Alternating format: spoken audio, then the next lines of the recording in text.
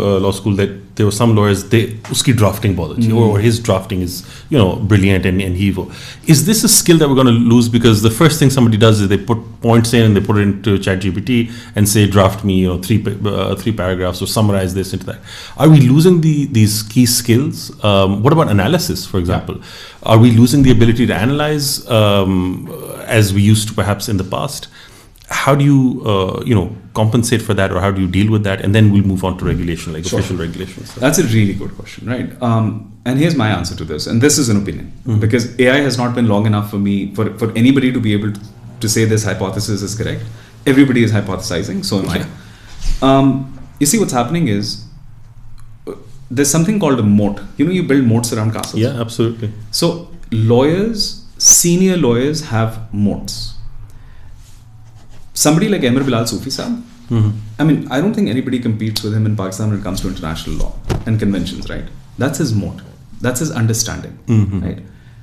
Imagine him building an AI system for himself that is not just grounded on publicly available data, laws that are publicly available, etc., etc. All of those things are publicly. Imagine him training AI models on his drafts. Wow. On his research, right? And then on the hundreds, thousands of articles he's written, on his thinking. Now that AI agent that is only made for Amir Bilal Sufi Saab and only based on his understanding is going to outperform any other AI fine-tuned model that is trained on anybody else's, because their level was just not at par. I see. You get what I'm saying? Somebody who's an expert in tax law, if you're a good lawyer of tax, you'd be able to build moat around yourself. You build an AI system using your tools.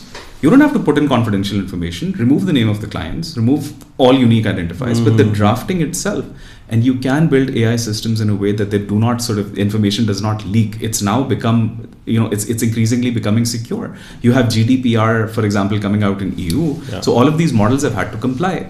So you see, I don't think skills of lawyers are lost. Lawyers that have been able to build credibility and an experience in particular fields will be able to outperform everybody else with artificial intelligence a lot more than without it. The risk of those lawyers becoming outdated is more if they do not become AI enabled. Makhdoom Ali Khan, for example, arbitration, right? I mean, come on. Imagine him building an AI system around him and his firm that understands arbitration, international arbitration, as well as he does. I mean, you can't really know. I mean, I don't know which other lawyer is going to be able to beat that. I think that's a really interesting way of looking at it.